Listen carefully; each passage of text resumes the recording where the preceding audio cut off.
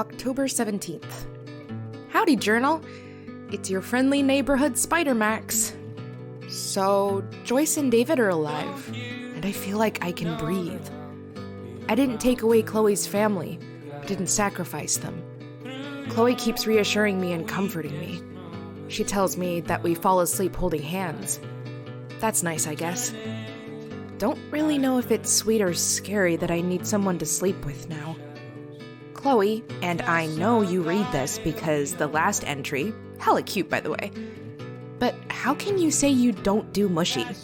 To quote you, shit, I'm confused. So anyway, exit the Max and enter the Blackwell Ninja. I had to go back into town. Had to. I needed to see it. What I'd done in the name of whatever these feelings are. This is my judgment. What I did to save my Chloe's life. The part of town furthest from the shoreline was relatively intact. The storm kinda wussed out after hitting land. Somehow. Insert witchcraft gif here. You could see from the fence line that it was almost like a domino effect. How the further from the shore, the less destruction. Makes me glad that the burbs weren't damaged too much. But there's likely to be no business in Arcadia Bay ever again. Maybe. Go away, guilty conscience. You shall not pass. No regrets, bruh. Anyway, after climbing over the fence they'd set up to separate the relief area from the town itself, I made my way through the more demolished part of town, standing to 2 whales first. I cried. I fell to my knees where the sign was lying on the ground and cried. I destroyed a part of my childhood. The diner's a burnt-out husk. I never stopped the fire, so chalk Joyce getting out to dumb luck. She told me that almost everybody got out but Frank. She didn't actually say his name, called him the tattooed fella, but I knew. If there's a higher power like Kate said, I hope that it was quick and painless for Frank. He might have been troubled, but no one deserves to go out like he did. I walked along the streets aimlessly for a while, snapping a photo every now and then, until I reoriented myself and headed for my second stop. Chloe's house. Intact. Wowzer. Note, Fate, this is kind of fucked up, am I right? You won't spare Chloe, but her house is chill? F and you, Destiny. For reals, the house was almost untouched, save that a lot of the siding is gone, and the swing is resting in pieces. More childhood carnage. I went inside, grabbed a duffel, and loaded up on Price family possessions, and Chloe's dank weed. And our $5,000 worth of stolen money.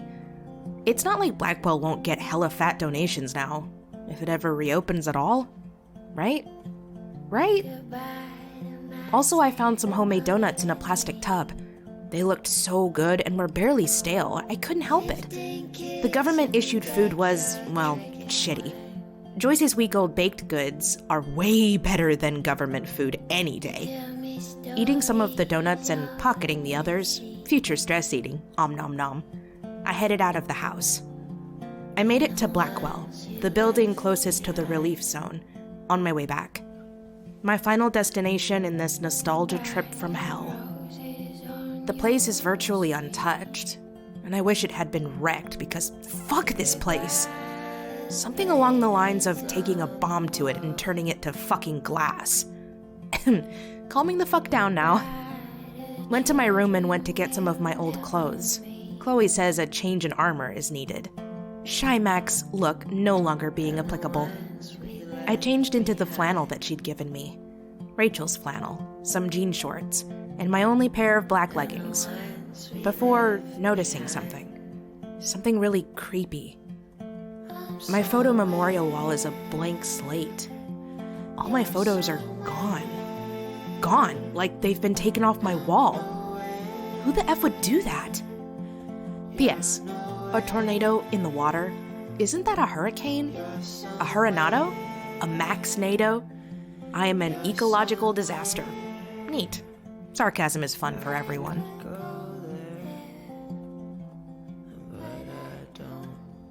October 18th. Fuck. What happens when you save someone who means more to you than an entire town? Your parents show up and surprise the shit out of you, only to fucking all but demand that you come home with them. What's this home business you speak of? My home is 5'9" and sports blue hair.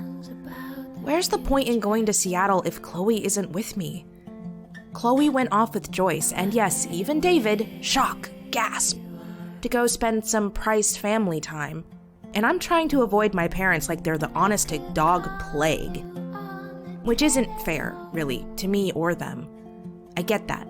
They didn't do anything wrong except be completely ignorant of what's going on in my life from my perspective. Oh, Mom, but I can't go back with you and Dad to Seattle because I destroyed this whole town to save Chloe, and it would be kind of stupid if I just up and went back to Washington. Destroyed the town? Whatever do you mean, daughter dearest? Time travel, blah, destiny, blah, alternate realities, blah, chaos theory, blah. LMAX. The worst part is that they waited until Chloe was gone to say they wanted me to go back with them. Like they knew it was cruel and opted to be shady about it over outright mean. Yay, twisting the knife in Chloe's back instead of to her face. And you want me to play a goddamn part in it. Yay. The only good thing they've done so far is give me a new phone since mine is broken. I've never received so many texts. Most of my class were already out of town by the time Chloe and I got here. I haven't heard from Evan or Alyssa, and Brooke told me Warren was in a Portland hospital after he was thrown out of his car by the storm. Dana said Juliet crashed her car, but got out of town with a broken leg in an ambulance. No one's heard from Courtney, and Daniel hasn't answered anybody. I saw Kate helping with the relief work, totally forgetting that she's from here. Kate saw me in the lunch line with Chloe for sandwiches and soup. She was so shocked Kate dropped the ladle she was using before coming over to hug me and ask me 1,000 questions. Leave it to Kate Marsh to be a beacon of light in an otherwise shit-tastic day. Lunch with Chloe and Kate, having shirked her soup ladling to sit with us, was the only bright spot. Chloe didn't know what to do with Kate. She was so awkward with how nice Katie naturally is. And knowing what Kate had gone through only made Chloe even more hesitant to say anything. Price speechless is priceless. For cereal, the conversation was priceless, meaning she wasn't involved in any of mine and Kate's discussions. I'm so punny. I don't want this entry to be consumed by my parents' bullshit. Can't be helped. It just pisses me off. I get back from lunch with Chloe and Kate alone because they both had things to do. And my parents corner me in front of Joyce's trailer again! They're staying at a motel half an hour away and tried to get me to go with them, all the while leaving Chloe oblivious. I need to tell her what my parents are up to because she has a right to know, and I'm not leaving her again. I told Chloe she wasn't happy. I figured she'd blow up full of fuck and hella, but instead she curled into a ball on the bed of the trailer David and Joyce were using, cried as I played lap pillow to her. I stroked her hair and cried along with her as I swore to not fucking let go of her. Nobody understands what we've gone through, what I've done to keep Chloe alive and with me. Nobody ever will. Nobody ever could. We only have each other.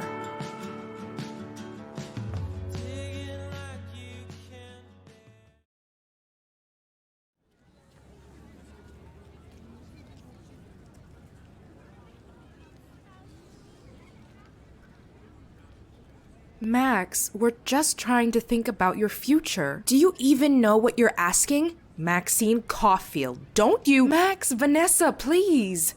We don't need any more fighting, okay? After everything that's happened. I'm sorry, Joyce. But this does need to happen.